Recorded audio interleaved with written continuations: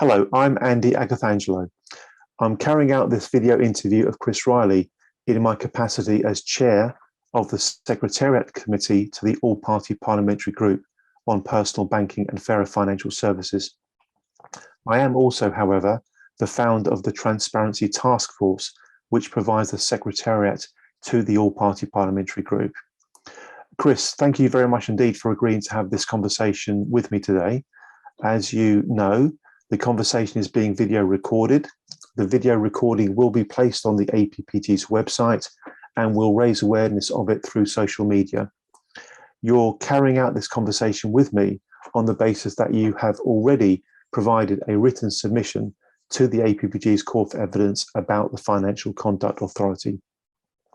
Could I invite you, please, first of all, Chris, to tell us about yourself and outline just briefly to begin with how you came to interact with the FCA. Thank you. Hi, well, as you say, my name is Chris Riley. I've got a background in financial services spanning over 30 years plus. This actually relates to my whistleblowing detriment claim back in 2017 and 18. At this time, my claim was progressed through the Employment Tribunal and subsequently the Appeal Tribunal. It related to a detriment I received following my raising concerns about a lender's practice-like witness. My contention was the organisation breached FCA regulations, specifically and including those outlined in the FCA's high-level standards known as its business principles. In the course of pursuing my claim, it became readily apparent that there was a serious mismatch between the respective views of the FCA and the tribunals with regard to the actual legal status of the FCA regulations. On the one hand, the FCA has confirmed that its business principles are legal obligations on the firms it regulates. In contrast, however, the Appeals Tribunal take the view the principles were, as the name implies, just principles of good regulation. For example, Principle 6 states a firm must pay due regard to the interests of its customers and treat them fairly. That said, the Appeal Tribunal referred to this in their judgment, who concluded this was not a legal obligation on the firm in question. In fact, both tribunals much preferred the view that these business principles were just a guidance, not a legal obligation, but just a guidance on the firm it regulates. For those unfamiliar with the law protecting whistleblowers, which is the Public Interest Disclosure Act, any breach of regulation must be a legal obligation on the defaulting firm for a victimized whistleblower to pursue redress. It should be noted the word legal in this fundamental term, this vital term, legal obligation, is curiously silent within the FCA regulations in question. The closest they can reach is fundamental obligations. The serious anomaly between the FCA and the tribunal is especially troubling, given that the FCA regulatory function heavily encourages workers to come to them with concerns about their employers. In turn, complainants deserve absolute certainty. The FCA regulations they report on do not compromise their whistleblowing rights if subsequently ill-treated. Accordingly, I feel this issue must be addressed as a matter of urgency. Thank you, Chris, for your opening comments there. Thank you. What role were you in and in what firm when you blew the whistle? I was a mortgage underwriter working in the offices of a company called Belmont Green. They're probably better known as their trading name of Vida Home Loans. I was employed as a temporary contractor, often known as an agency worker, paid for by a company called Rockstead Limited. Thank you, Chris. Did you follow the employer's whistleblower policy? Can you provide us with a copy of your employer's whistleblower policy? How did this whistleblower policy tell you to blow the whistle? Did it tell you what you must include so that your disclosure was protected? Unfortunately, I had no sight whatsoever of any whistleblowing policy. And I raised my concerns verbally, which with hindsight is probably the last thing a whistleblower should do, because it immediately puts my word against the person I'm raising my concerns with. When did you blow the whistle, and to whom or which organisation did you blow the whistle? What age were you then, if you don't mind us asking, Chris? No problem. I was age 62. I blew the whistle on the 10th of March 2017. And as I say, I raised this verbally with a manager of Vida Home Loans. Thank you. Have you ever witnessed any actions or conduct that, in your reasonable belief, breached any law, regulatory code, or applicable or relevant policy? If so, please explain by which law, code, or policy you believe to have been breached. Well, while I was working, I found it was pretty obvious that there were significant shortcomings within the organisation.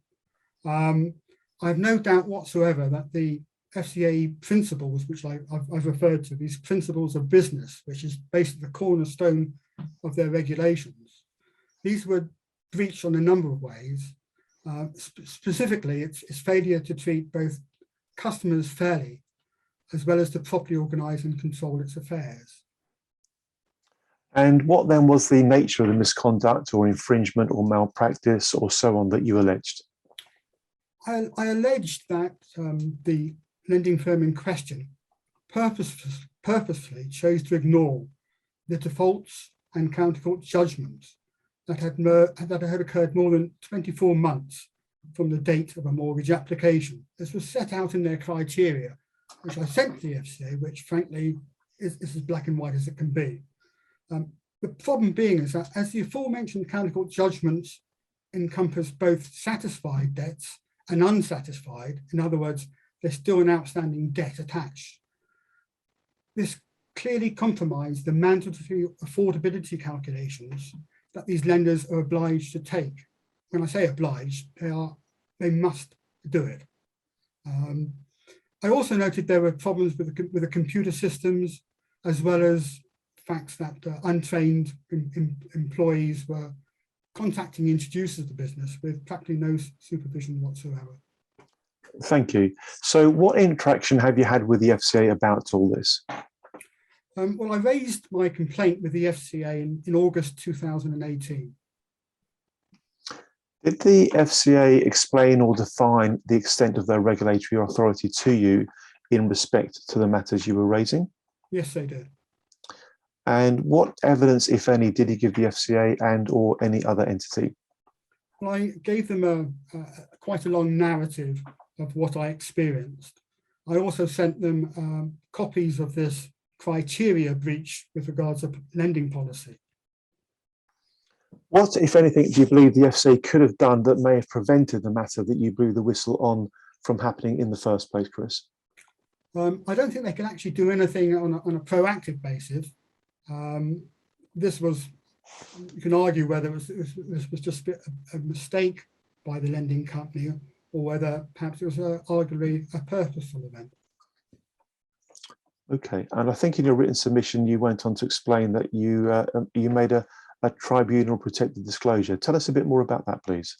Certainly. I made this tribunal protected disclosure in 2017 as part of the claim forms to go to a tribunal.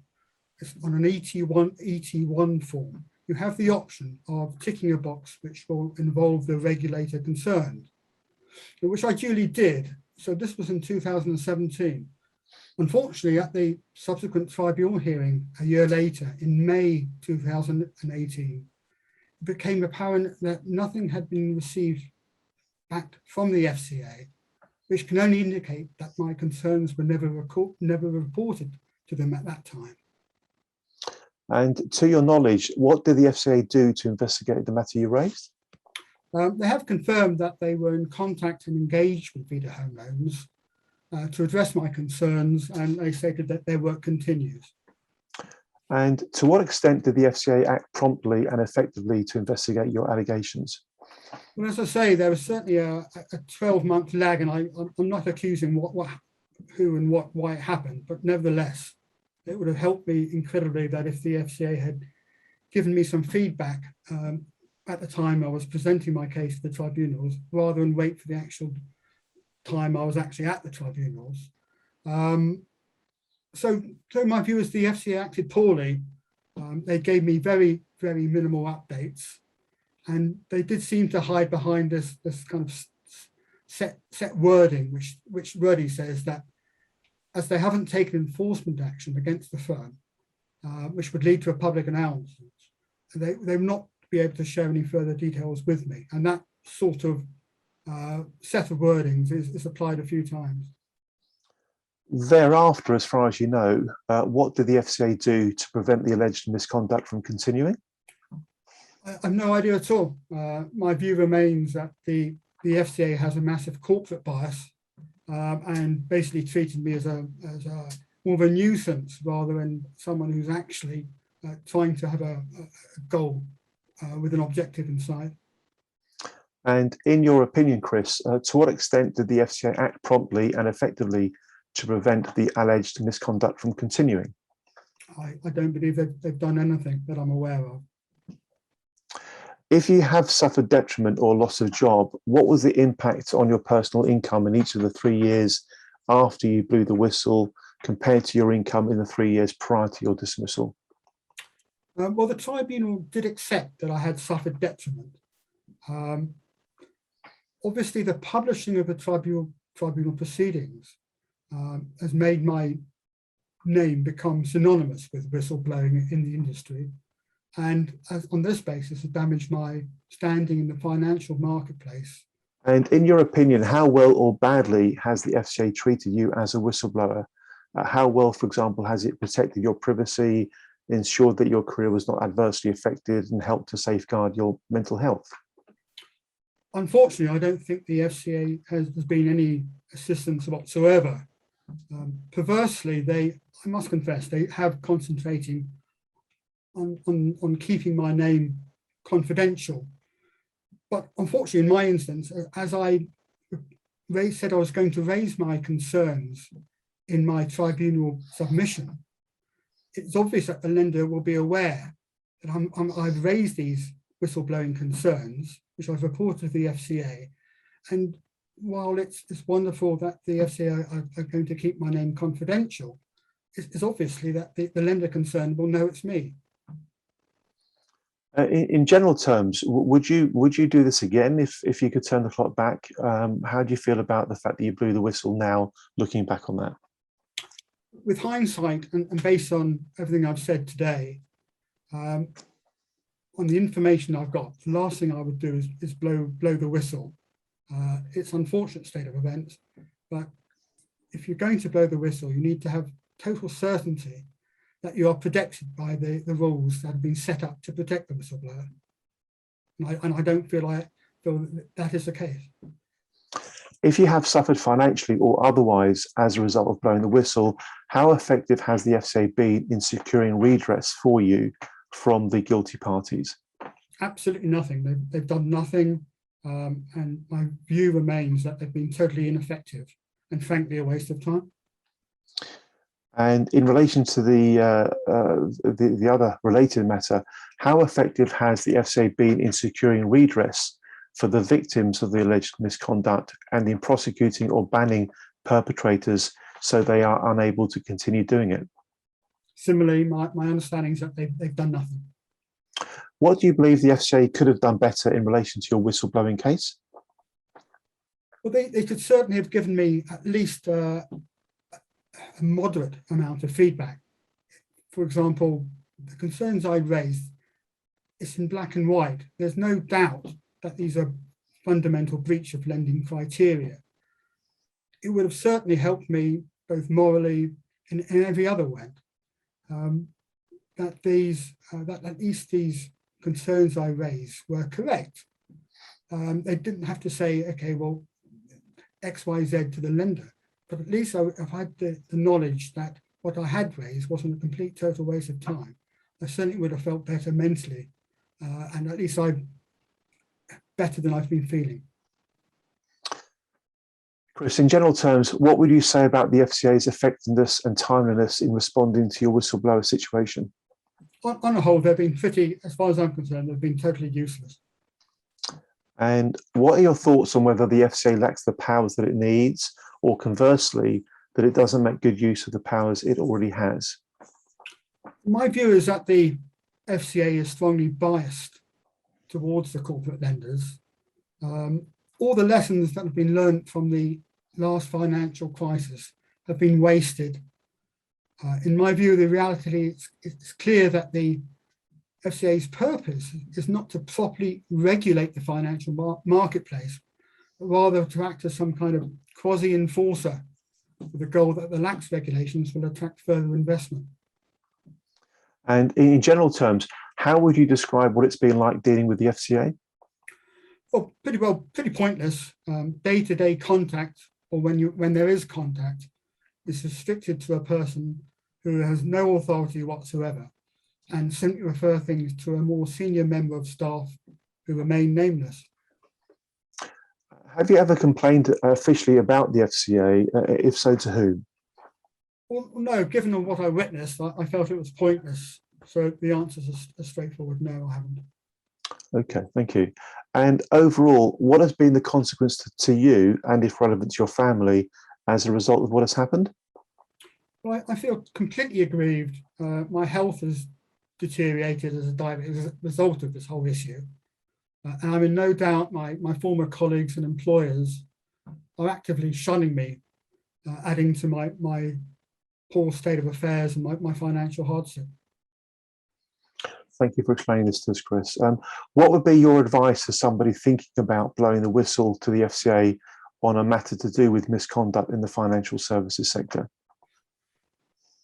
Well, as matters currently stand, I would suggest that they, under no circumstances, that they raise any concern with the FCA, simply because they don't know how their position stands if they're victimised negatively.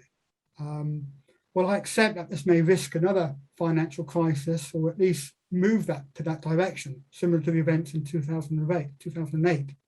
Then, reluctantly, I have to say, then so be it. And if you could change 3 things about the FCA, what would they be? Well, FCA should be an actual regulator, whether it's the fault of the acronym, but I fear that the fact that the term financial conduct regulator has been missed. And I would like to think that by actually reiterating that they regulate conduct will actually be in a lot more beneficial position than they are now.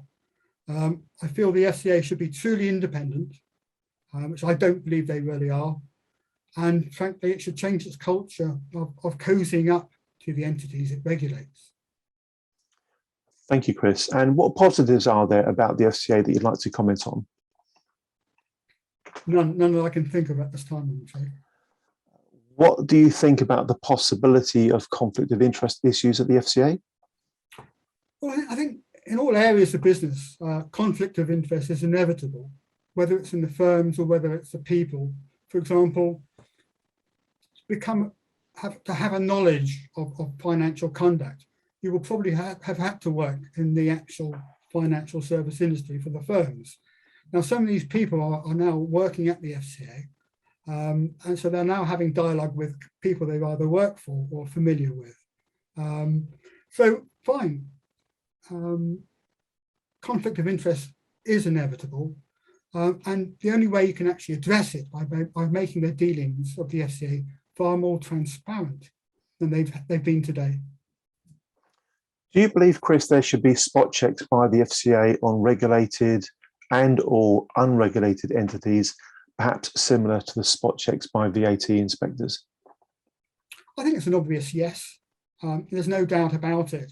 I think the mere fact that an organisation acting in the financial service industry can be subject to an inspection at any time, that alone could have a radical improvement on the outcomes. The FCA is currently undertaking a transformation project. Do you have any comments to make about that? Not only that, I can't overemphasize just how important it is to get the correct laws established, and that to ensure that the regulations of the FCA are such that it does give the whistleblower absolute protection if they are victimized. At the moment, there's a severe doubt that this is the case. And the final question, Chris, are there any other comments that you would like to make? No, I think I've said it all, but thank you. Thank you, Chris. Thank you very much indeed for giving us this video testimony, supporting your written submission to the All-Party Parliamentary Group on Personal Banking and Fairer Financial Services. As I mentioned earlier, the recording will be placed upon the APPG's website as part of its call for evidence into the Financial Conduct Authority, and we'll do what we can through social media to raise awareness of it. Chris Riley, thank you very much indeed. Thank you. Thank you.